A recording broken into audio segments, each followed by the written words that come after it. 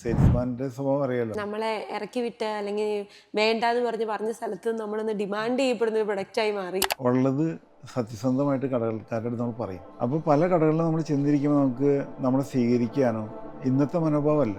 അന്ന് നമ്മൾ കടകളിൽ കയറി ചെല്ലുമ്പോൾ ആദ്യമേ പറയും വേണ്ട, ഇതെൻ്റെ ബ്രാൻഡല്ല, ഈ ഒരു പുതിയൊരു അരിയിനിപ്പോൾ ഇവിടെ പോവില്ല എന്നൊക്കെ പറയുന്ന ഒരു സന്ദർഭത്തിൽ കടക്കാർ പിന്നീട് നമുക്കത് അവരുമായിട്ടുള്ള ബന്ധം നമ്മളിങ്ങനെ നിരന്തരം സെയിൽസ്മാൻ്റെ സ്വഭാവം അറിയാലോ.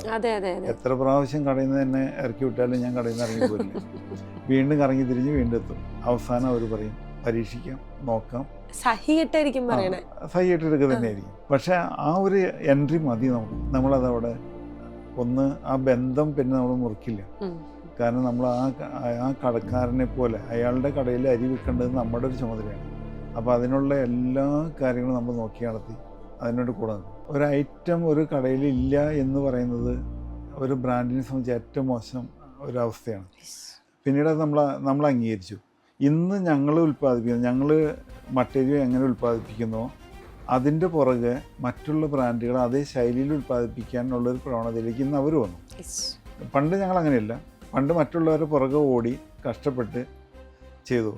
അതാണ് മാർക്കറ്റിലെ ഈ നമ്മുടെ ലീഡർ എന്ന് പറയും. ഇന്ന് ഞങ്ങളുടെ ബ്രാൻഡ് എല്ലാ കടകളിലും അല്ലെങ്കിൽ അത് പരമാവധി ആളുകൾ മേടിച്ച് ഉപയോഗിക്കുന്നു അല്ലെങ്കിൽ ഉപയോഗിക്കണം എന്നുള്ളൊരു കാര്യത്തിലാണ് ഏറ്റവും കൂടുതൽ അഭിമാനമുള്ളത്. നമ്മളെ ഇറക്കി വിട്ട് അല്ലെങ്കിൽ വേണ്ടാന്ന് പറഞ്ഞ സ്ഥലത്ത് നമ്മളൊന്ന് ഡിമാൻഡ് ചെയ്യപ്പെടുന്ന ഒരു പ്രൊഡക്റ്റായി മാറി.